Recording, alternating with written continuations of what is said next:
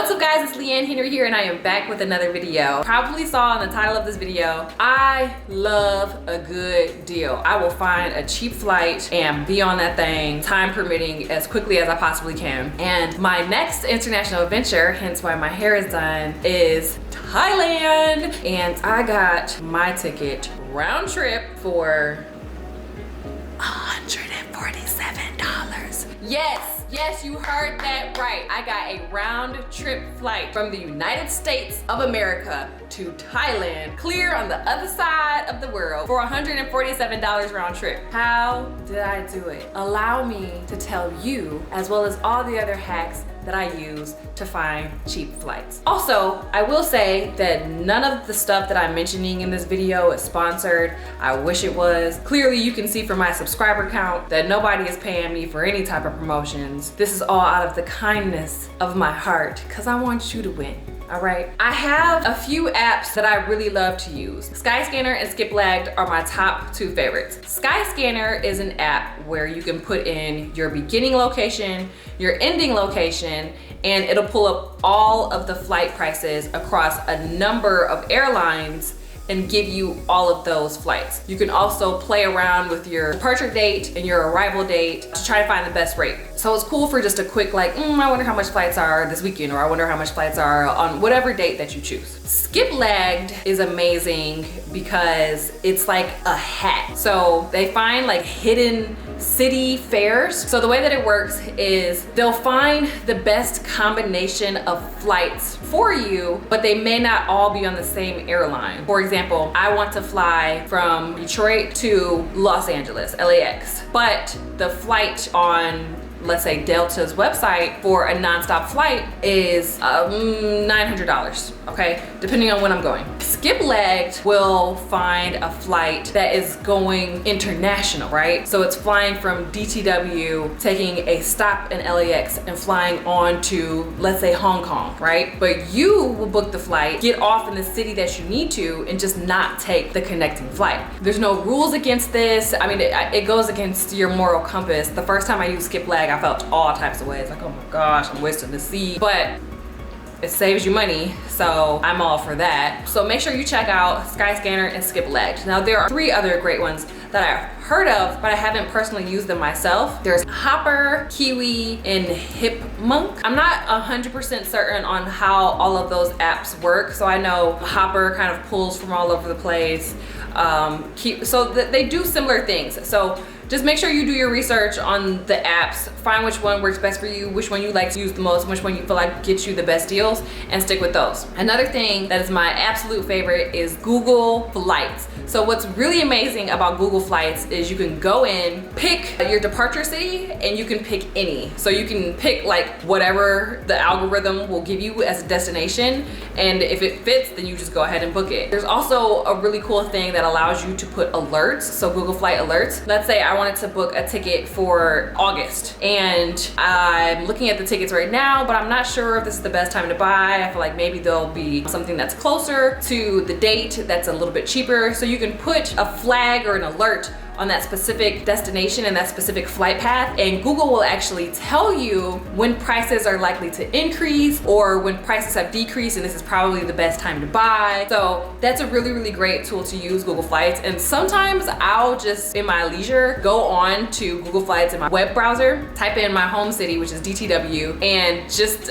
search the map for a destination. So it'll be like a whole world map. You put in your starting city and you pretty much just drag and zoom in and zoom out and find flight prices of different areas. Another really great website aside from Google Flights is Airfare Watchdog. It is a flight tracker and it tracks like a number of other prices across like different airlines and hotels and cars and rentals and all kinds of stuff. Airfare Watchdog is a really, really great website, and I used to be on it all the time, but I've stopped using it as often. But it's something that I definitely want to start back using again because I do recall there being some really, really amazing flights, and there's things that pop up that can be like super last minute. So airlines are ran by humans and humans make mistakes. So sometimes there are airfares that are updated that are wrong, and those are listed on websites. And if you jump on them quick enough, then they have to honor the fact that you bought that ticket at that price. So you wanna make sure that you're signed up for a number of these things so that you can always catch when these mistakes happen, and you can book those flights at really great deals. And finally, one more thing that I've been starting to embrace a little bit more are Facebook groups. So there are a number of groups on Facebook all across the world for different travel tips and travel companies, and just people who have come together and are adding in their information on these forums that allow you to learn from the experience of others to find the best deals in the places that you go to. So my sister and I and one of our friends actually went to Martinique, which is an island in the French Caribbean. And everything that we did while we were there, we got it from a Facebook group called Martinique. From our tour guide to the sightseeing that we saw, and all of those things were all thanks to the Facebook group that we saw. So make sure that you're making great use of your resources and you're talking to people around you and asking me if you have any questions. Now, how did I get my flight to Thailand for $147? I have an American Express card, and when I first opened that card, there was a bonus of 50,000 points. So when I opened that card, you had to spend a certain amount of money within the first, I think 30 days of having the card in order to qualify for the $50,000 points bonus. So what I did was I just started using my American Express card as if it was my debit card. So anytime I needed to purchase something that I would have already purchased on my debit card, I put that on my American Express card so I could reach that threshold of spending that I needed to meet so that I could get those 50,000 bonus points. Now the points can be used for a number of things. With my specific card, my card is the American Express Gold card. So you can use the points on anything essentially. And I was saving them because I knew that there was gonna be something that came up that I wanted to do, and it ended up being this Thailand girls trip with my friends. So we booked 4 months in advance. What I did was I went into the American Express part of the website where you can book travel, and I found the flight that they had. Now, it was significantly more expensive on the American Express website versus booking it directly on the airline's website. So what did I do? Something that I always do, which is call customer service and complain. So I called American Express. I'm like, hey, I am a relatively new card holder. I would like to use my points on this airfare, but it's significantly more expensive on the American Express website than it is on the airline website. And the young man told me that I can book the flight on the airline's website and that I can pay for it with American Express points once it hits my account. I said, great, I shall do that. So the flight on the website was, I think, $790, which is still an amazing flight price for a round trip ticket to Thailand. So I booked that and I waited for it to hit my account. He told me I needed to wait at least 24 hours, call back the next day. But whoever I got on the phone at American Express the next day told me that the guy was completely wrong. We actually have to book directly on the American Express website, all this stuff. And I was like, well, this is what I was promised. You all have at this point overpromised and under-delivered. And as a new card holder, I don't think that's the impression that you'd like to be making on someone who just began using your services, now do you? The man so graciously decided that he will do a one-time service to me and use my American Express points to pay for my flight. By the time all of my American Express points were used, I only had to come out of pocket $147. Now, you may be asking, Leanne, I don't have an American Express card. Are you asking me to go sign up for a credit card just so that I can get this cheap flight? No, that's not what I'm telling you to do. One, I take credit very, very seriously. If you watched my previous car buying series, you would know that.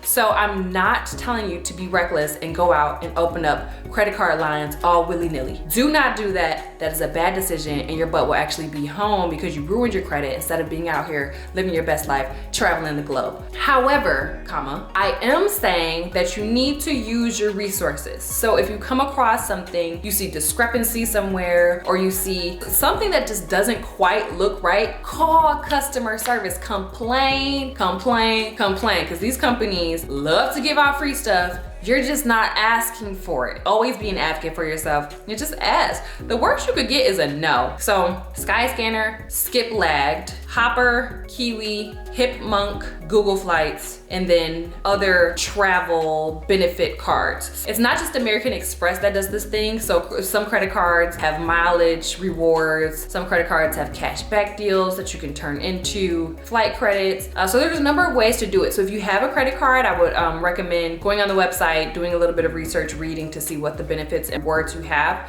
with your card. And if you're able to upgrade your card without them pulling your credit. When you come across a good flight, don't risk losing it. Like if it's a good one and you're okay with the price, just book it. Another really important thing is to be flexible in your dates. So that's hard for people who, you know, have full-time jobs and they have kids and they have families and they have all this stuff to do. But I feel like people don't travel because they don't want to. I feel like it can potentially be an excuse depending on what it is that you're doing and how you're managing your money and where you decide to spend. Usually the most expensive thing is getting there. The flight is the most expensive thing, and you can live pretty cheaply once you reach a number of these destinations. If you have any questions, let me know in the comments below. Are there any ways that you find cheap flights or find cheap airfare? What do you do to travel on a budget? Because look, I do a really good job of looking like I have money, but I don't always have it, okay? What I'm good at is budgeting my money, and you can too. So I want to see your pictures of you living your best life. You know, I want to see your pictures on a sandy beach. I want to see you riding jet skis and going zip lining